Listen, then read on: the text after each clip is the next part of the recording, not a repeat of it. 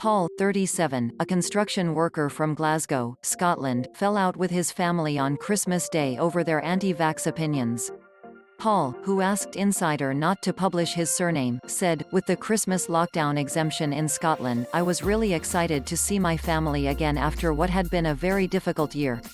We began discussing when we thought it would all be over and back to normal, and I mentioned that I couldn't wait for the COVID-19 vaccine to become available to me.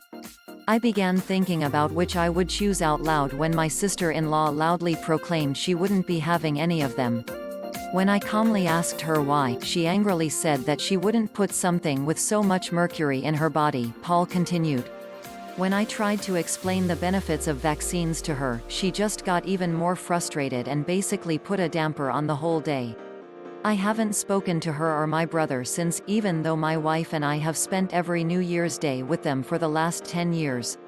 Paul's story of anti-vax ideas driving a wedge between family and friends is, like the coronavirus pandemic, a global one.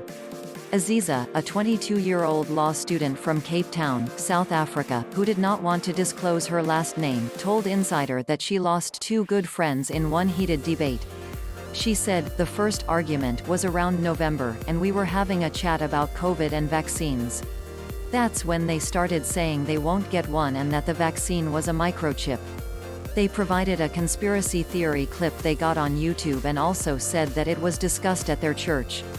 I started asking more questions about how they would insert a microchip if the vaccine is liquid, and they blocked me."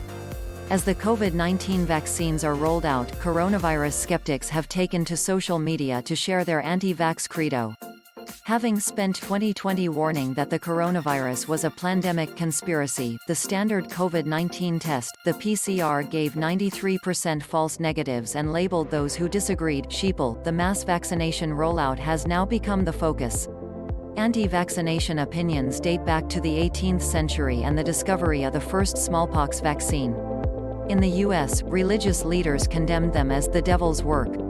The contemporary anti-vax movement was born in 1998 when a British study by Andrew Wakefield linked the MMR vaccine to autism.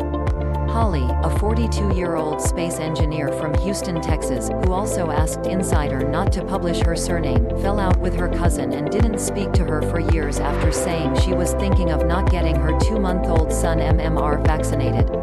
Her cousin said that friends on Facebook had stated that their kids started acting weird or different after getting vaccinated, which sounded to me like confirmation bias, said Holly.